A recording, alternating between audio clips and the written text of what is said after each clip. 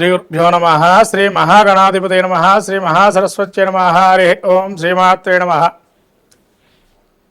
మనకు ఈ విశ్వావసునామ సంవత్సరంలో ముఖ్యంగా శని మార్చి 29న మీన రాశిలో సంచారం జరిగింది. ఈ 29వ తారీఖు సంచారం జరిగిన తర్వాత మళ్ళీ వక్రగమనంతో రేపు జూలై 13వ తారీఖు నుంచి మనకు వక్రగమనంలో శని సంచారం చేస్తున్నారు. ఇలా వక్రగమనం సంచారం జరుగుతున్న సమయానికి ముందరే అంటే ఇంకొక నెల ఉండంగానే మనకు అనేక వైపరీత్యాలు జరిగాయి. దానిలో అంతర్భాగంగా విమానయాన ప్రమాదము, అట్లానే విపరీతమైనటువంటి జన నష్టము, ప్రాణ నష్టము, యుద్ధ భీతులు జరుగుతున్నాయి. అంటే ఎప్పుడైనా శని వక్రగమనం జరిగినా లేదా శని ఇంకో రాశించి మారుతున్నప్పుడు సమయంలో కనీసంగా ఆయన ఇంపాక్ట్ అనేది ఒక 6 నెలలు 3 నెలలు ముందు నుంచే ప్రారంభమవుతుంది. మినిమం 6 నెలలు కానీ 3 నెలల ముందు నుంచి ప్రారంభమవుతుంది. వ్యక్తిగత జాతకంలోనైనా కూడా తన యొక్క జన్మ జాతకంలో అయినా కనీసం ఒక 3 నెలల నుంచే ప్రారంభమవుతుంది. అట్లాగే మనకు ఈ రాబోయేటువంటి జూలై మాసంలో ఈ యొక్క 13వ తారీఖు ఏదైతే వక్రగమనం ప్రారంభమవుతుందో శని, ఈ వక్రగమనం వల్ల కొన్ని రాశుల వారికి శుభము, కొన్ని రాశులకు అశుభము, కొన్ని రాశుల మధ్యస్థ ఫలితాలు ఉన్నాయి. అలానే శని వక్రగమనం వల్ల ఇక్కడ ఏం జరుగుతుందయ్యా అంటే ముఖ్యంగా ఆల్రెడీ మనకు సింహంలో కుజకేతువులు సంచారం చేస్తున్నారు. ఈ కుజకేతుల సంచారం దృష్టి, కుజుడి యొక్క దృష్టి అష్టమ దృష్టి అయినటువంటి శని మీద పడుతుంది. అట్లాగే సప్తమ దృష్టి కూడా కుజుడికి ఉంది. ఇక్కడ మళ్ళీ కూడా మనం చూసుకోవాల్సినటువంటి ఆస్పెక్ట్ ఇంకోటి ఏముండే దృష్టి అంటే రాహుకేతులు ఇద్దరు కూడా మారారు మనకు మార్చిలో. అంటే రాహు కూడా కుంభరాశిలో సంచారం జరుగుతుంది. రాహు దగ్గరగా శని ప్రవేశిస్తున్నాడు మళ్ళీ వెనక్కి. అంటే వర్కమాగ్రహంలో శని యొక్క డిగ్రీలు ఎక్కడో దగ్గరున్న డిగ్రీలోకి వెళ్తున్నాడు. అంటే రాహుకి దగ్గరగా ఉన్న డిగ్రీలోకి మళ్ళీ ప్రవేశిస్తున్నాడు. ఇలా ఎన్ని నెలలు ఉందంటే నవంబర్ 28వ తారీఖు వరకు ఉంది. అంటే దాదాపు మనకు ఒక 6 నెలల కాలం అనుకోండి. ఇలా 6 నెలల నుంచి 5 నెలల కాలంలో 5 నెలల కాలం ఉంటుంది. ఈ 5 నెలల కాలంలో మనకు వక్రగమనం వల్ల కొన్ని రాశులకి శుభఫలితాలు మళ్ళీ ప్రారంభమవుతున్నాయి పునః. అంటే అవేమేమి రాశులు, వాటి ప్రభావాలు ఏంటి, మళ్ళీ యొక్క కుజుడి యొక్క దృష్టి శని మీద పడటం, లేదా శని యొక్క దృష్టి పరస్పర వీక్షణ, ఏదైతే శని కుజుడు పరస్పర వీక్షణ ఉందో ఇక్కడ అది కూడా కొంత మంచి చెడు ఫలితాలకు సంకేతంగా. ముఖ్యంగా వాహన ప్రమాదాలు, యుద్ధ బేరీలు ఎక్కువగా ఉండే ప్రయత్నపూర్వకంగా జరిగే అవకాశాలు ఉన్నాయి. అట్లానే దక్షిణాది దేశాలకి అరిష్టంగా చెప్పబడింది. అట్లానే ఉత్తర ప్రాంతాల్లో ఉండే దేశాలకి ఇవి అరిష్ట యోగంగా చెప్పబడింది. కాబట్టి ఇటువంటి దేశాలు ఏవైతే ఉన్నాయో దక్షిణ ఉత్తర దేశాలకి ఇటువంటి వైపరీత్యాలు అనేకం జరిగి మళ్ళీ ప్రాణ నష్టము, జన నష్టము, అట్లనే ఆస్తి నష్టాలు ప్రత్యేకంగా జరిగే అవకాశాలు ఉన్నాయి.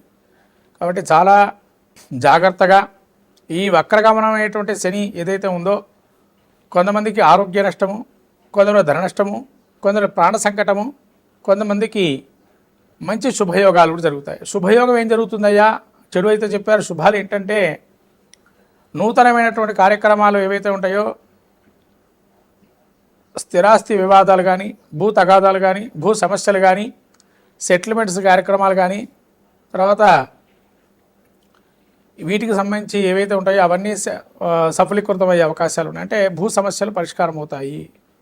అలానే మీ అంతర్గతంగా కావచ్చు, బహిర్గతంగా ఉండే శత్రుమూర్తులు ఎవరైతే శత్రువులను భావన చేసేవాళ్ళు ఓటమిని అంగీకరించి పాదాక్రాంతం కావటం అటువంటి జరిగే అవకాశాలు వ్యక్తిగతంలో కావచ్చు, దేశగోచారంలో కానీ కొంతవరకు ఈ యొక్క పరిస్థితులు ఏర్పడుతున్నాయి.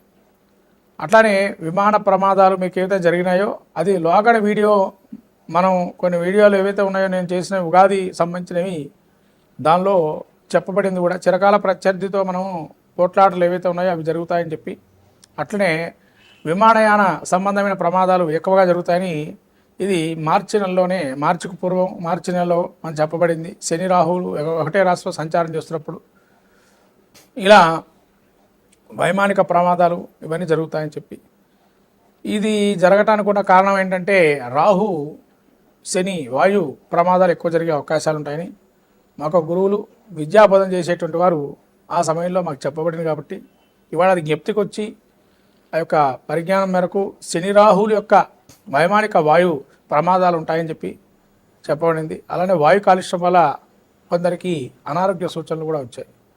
ఇవి రెండు కూడా శని రాహుల యొక్క కలయిక ఎప్పుడైతే మార్చి నెలలో జరిగిందో వాటి యొక్క ఉన్నతి ఈ విధంగా జరిగింది. ఇప్పుడు మనము ద్వాదశ రాశుల యొక్క వక్రగమనంలో ఏ విధంగా ఉంటాయో చెప్పబోతున్నాను. శ్రద్ధగా ఆ ద్వాదశ రాశి యొక్క ఫలితాలని ప్రతి ఒక్క రాశి వారు ఏ విధంగా పరిష్కారం చేసుకోవాలో మార్గాలు చెప్తాను. ద్వాదశ రాశి వారి యొక్క ఫలితాలు చెప్పబోతున్నాను, శ్రద్ధగా వినండి.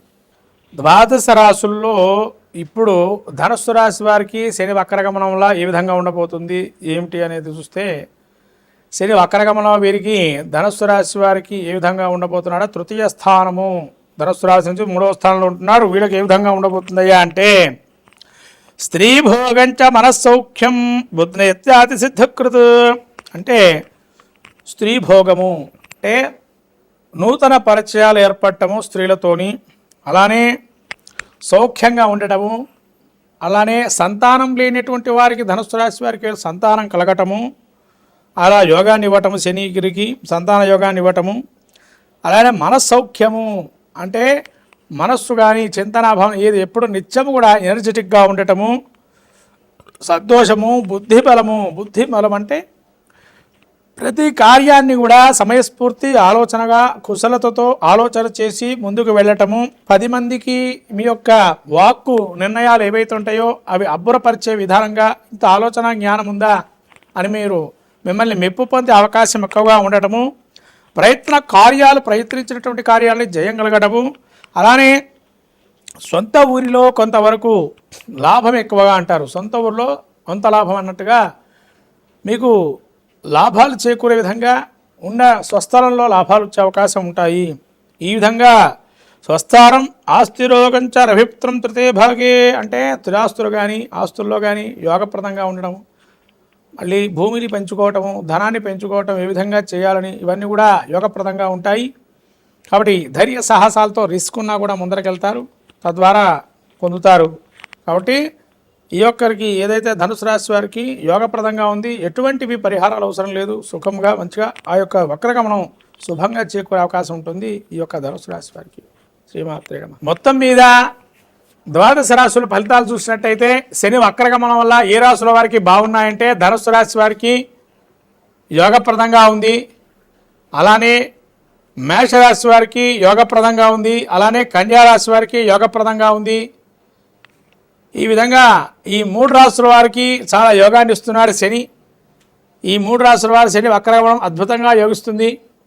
కాబట్టి ఈ 3 రాశుల వారు చాలా అద్భుతంగా ఉంటుంది. ఎవరైనా అవయోగాలు ఉన్నవారు తిరునల్లార క్షేత్రం కుంభకోణంలో శనిక్క క్షేత్రానికి వెళ్ళి అభిషేకం చేసుకోవటం, అట్లానే మనకి శని సింగనాపూర్ కానీ మనకు దగ్గరలో ఉండే శనేశ్వర దేవాలయాలు అనేకం ఉన్నాయి, వాటిలో అభిషేకాలు నిత్యం కూడా చేసుకోవటం, ప్రతి వారం కానీ ప్రదక్షిణాలు చేయటం, అలానే శని భగవానుడికి నువ్వులు దానం చేయటం, ఆ విధంగా నువ్వులు ఆయనకి ఇష్టమైనటువంటి నువ్వుల పదార్థాలు భోజనంలో పెట్టడం, అలాగే వస్త్రాలని దానం చేయటం, సేవకా వృత్తిలో ఉండేటువంటి వారికి కొంత మీ అంతు సహాయం చేయటం, ఎవరైనా సేవకులుగా పనిచేస్తున్నారు మీ యొక్క ఆర్గనైజేషన్లో అంటే వాళ్ళకి ఏదైనా మనం సహాయం చేయటం, అట్లానే నిత్యము కూడా ఇల్లంతా క్లీన్గా ఉండటం అంటే నీట్గా పెట్టాలి. అశుభ్రతంగా ఉంటే శని తాండవిస్తాడు అని అంటారు. అట్లనే ఇనుప ముక్కలు కానీ ఇనుప సామాన్లు పనికిరాని ఉంటే అవి తీసేయటం, ఇవన్నీ చేస్తే శని ప్రీతిగా బాగుంటుంది.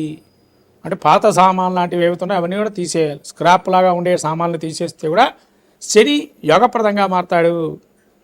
కాబట్టి అలానే మీ దగ్గర ఉండే నవగ్రహ దేవాలయాలకు వెళ్ళి దేవాలయంలో స్వామివారికి అర్చన చేసుకోవడం, అభిషేకం చేసుకొని ప్రదక్షిణాలు చేయటం, లేదా మీరేమైనా హోమాలు నవగ్రహ హోమాలు లాంటివి చేసుకోవటం, లేదా అఘోర పాశుపతం కానీ తైలాభిషేకం చేయడం కానీ, ప్రదోషకాలంలో శివుడికి అభిషేకం చేయడం కానీ, విష్ణు సహస్రనామ పారాయణం చేయడం కానీ, వెంకటస్వామికి తులసిమాల సమర్పణ చేయడం కానీ, బిల్వదళాలతో శనేశ్వరుని ఆరాధన చేయడం కానీ, ఇవన్నీ చేస్తే కనుక శనేశ్వరుడి ప్రీతికి చాలా అద్భుతంగా రాణిస్తారు.